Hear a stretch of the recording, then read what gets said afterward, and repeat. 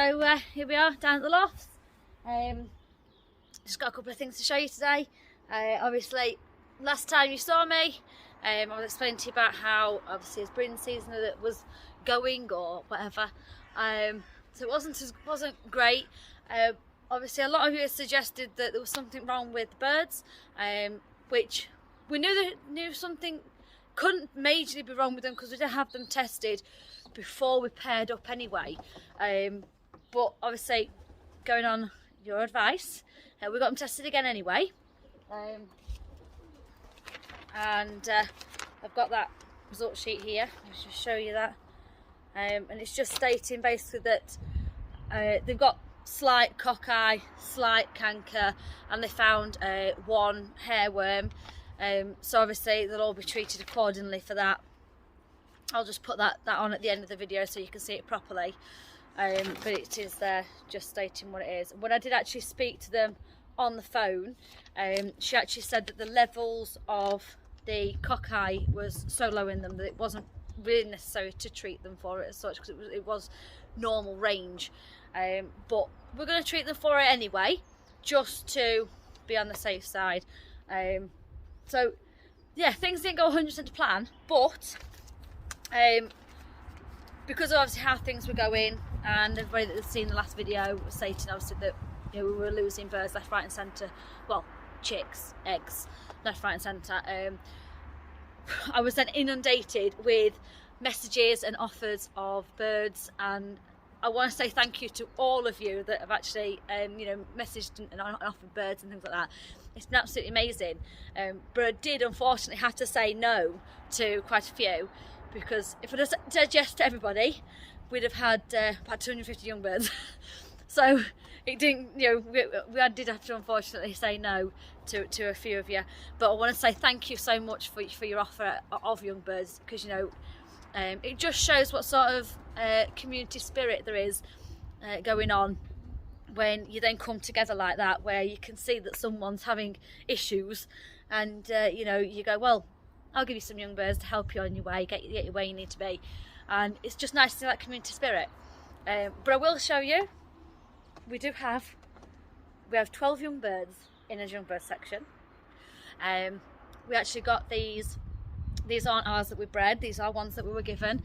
We actually got these delivered on, well, we actually got the first set delivered on Wednesday and the second set delivered on Thursday. So I'll take you in there and let you see those. Obviously we've done a few modifications around the lofts. We're not 100% ready, but we are getting there, you know. And obviously I'm going to show you feeding the young birds as well, because we've been whistle training them. Different whistle, so it might not sound like a hawk this time, because some of you kept saying it sounded like a hawk the last whistle. But unfortunately, for some reason, that whistle's disappeared. I haven't got a clue where it's gone. So we've had to go a new one anyway. Not that I like it, I don't really like it very much, but it is what it is. And all the stock birds, I showed you that they'd all got eggs last time. And we've got our first chick this morning. Didn't expect that actually, because it was only last night I'd actually said that it can't be long now before they're due around any time. And I'd not checked them in a while, I'd just left them to do it. When I come in this morning, there was eggshell in the box. So I was like, yes, first young bird. And there's two grizzle babies that we had over there that Growler was sat on. They're blues. Typical, isn't it? Typical. But never mind. Let's go and take a look at these young birds. So we'll just head off in here. These are all the stock birds. All on eggs. That egg there, because obviously she's only got the one. She's actually sat on one in a pot because she only laid the one. That egg's actually chipping off. And then this is the box here. Hey, you're my darling. Can I just have a look at your baby? And there it is. And their other egg was empty. So we'll swap that out for a pot. So that's what's going on in here anyway. That's this grizzle nest. She's over there.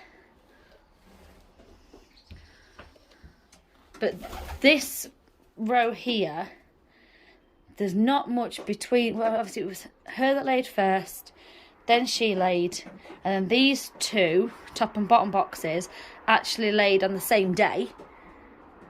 So they're pretty, so they're all, but it was like one day, next day, then the next day sort of thing. And then they were about a week behind, so. But we've got eggs. We've got his first chick in this room. Sorted.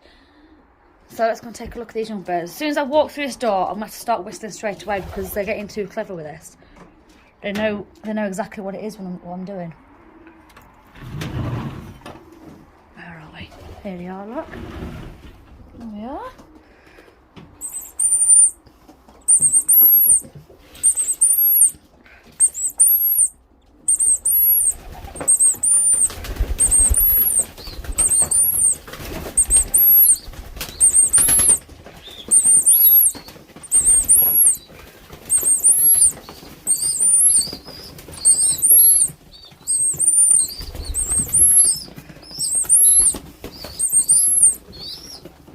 Now, obviously we're just hand feeding, just to get them obviously used to us. It's just something we like to do. You know, I'm not saying it's what everybody does. I'm not saying it's what everybody does, but it's just something we like to do all the time with them. When we first, you know, getting them in here, getting them used to us, getting them trained, we just like to hand feed them. Hey, you my darlings. But instead of doing like 2 big meals sort of thing, we split it down into about 4 little meals a day, just extra training. Get out, look at it.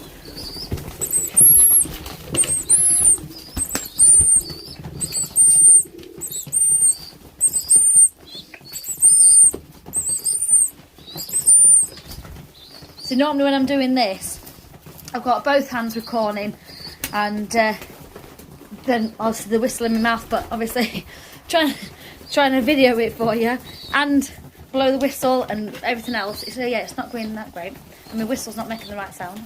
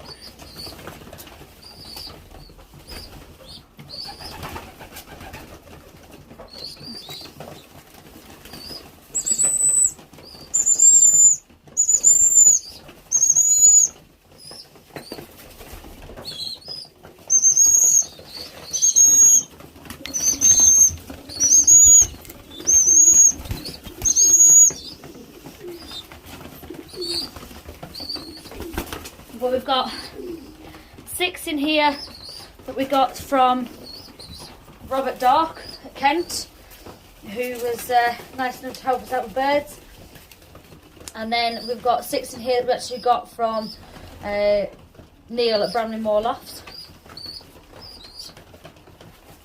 And you know, I want to say that I love the look of the birds.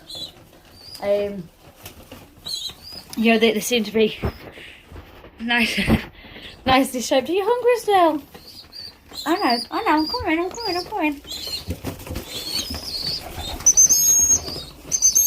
Get out that bucket, get off it.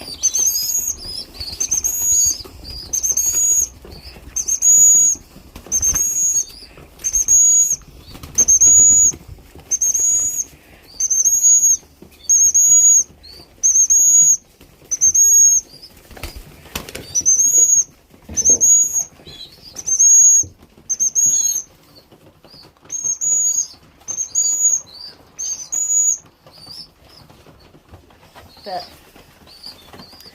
I'll come back and feed these again in a bit. I'll just show you the modifications that we've got, and then I'll come back in and feed these again. There we darlings, hey? Alright, so if obviously I'll just show you as well that we've got the basket on there. Instead of having like we've got the aviary on the side here, but obviously they don't currently have access to this. But they've got, they've got the big aviary on the side here. And just shut that off. Don't currently have access to that yet. And then here, which is, we've actually got, I'll show you in a second, we've actually got like a temporary aviary that's going to go on the front of this. But not yet. We want them to be learning to drink out of the drink out that's on the front of the box, which again I'll show you when I go outside. And then last time, when we had darkness, we had curtains that went all across the front here. It was an absolute nightmare. It was a dust trap. It was just, yeah, it was just awful. So we decided to try and see if we can advance it this time. And if I just come out here, I've actually got these boards. Oops. So there. Actually got these wooden sheets here. If I can just step back and show you. Looks like I'm zoomed in very close. There we go. I've actually got these wooden boards here where they actually sit onto the bracket here and under that bracket there, and then just have that little thing that just drops down and holds it in place. So instead of curtains all the way across and a curtain across here and everything else like that, we've now just got straight across board that sits on that window there, board that sits across this window because obviously that folds down, and a board that sits across that window there. And then this side here, we've boarded this window up here and boarded the door one up, just for obviously for the darkness for these birds, and see how that goes. We've had to fetch in some of these long decking boards just to help hold them on, because for some reason when we came down the other day, 2 of them had blown off. I think it was the wind trying to come through this mesh and it like pushed them off. So that's, hello. So as I was saying, yes, we've done another modification, and I'll just point out here, this is obviously, put the drinker on. The drinker's a bit big for this box, but it's alright. Goes a bit of clear perspex there just to stop them from getting wet if it rains. But and they've been drinking out of it, which I'm really pleased with. And then over there, I'm going to take you over and show you.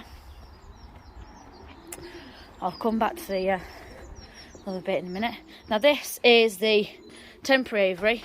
It's upside down obviously at the minute, that we've built to go on that landing pad, but they won't get that temporary aviary on until we are comfortable with how they are trapping.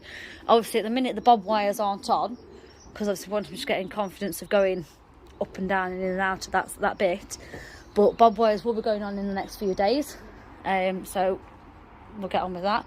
And then this here looks like an absolute eyesore, but it does a job. This is again a temporary aviary that we built out of an old fire guard. Just a metal fire guard, zip tie it together, does the job, because that actually sits up there. This is the hens, race hens landing pad. Yes, it's miles up in the air if you look at it from all angles, because obviously it's already raised, and yeah. And obviously last season the race hens actually raced on open door, and obviously racing on ETS this time and everything else, and we just wasn't keen with open door. A lot of people race differently, you know, if you race open door, that's absolutely fine. We just wasn't keen with it, so we decided to try something different. Obviously this is just on here to obviously keep it shut for when they're not going, you know, not coming in and out of it. And then on the inside, they're not actually set up at the moment, but I've got 2 boards here that goes one across here and then to there sort of thing, because this opens up, so it'll be a straight walk through. There will be bob wires going on here. Again, it's just about building the confidence for it. So that's the hens landing board. Like I say, we wanted to try, we've obviously, with like I said, racing ETS as well, we needed to try something else. So I mean, it is self-holding, self-standing, but obviously we've put this T-bar in more for our peace of mind than anything, to take some of the bounce out of the board. We don't want to scare the birds. So obviously that the black mesh aviary. That's what goes on here, and that's just to teach the hens, while they got comfortable with going in and out of that hole and coming onto this board.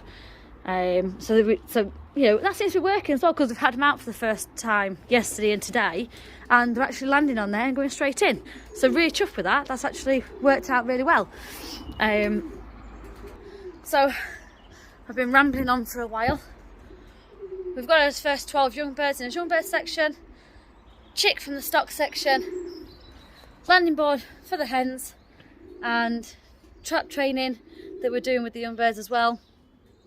We've started to separate those birds that haven't got eggs and chicks and things, because the ones that are currently still in the rooms are near enough ready for moving.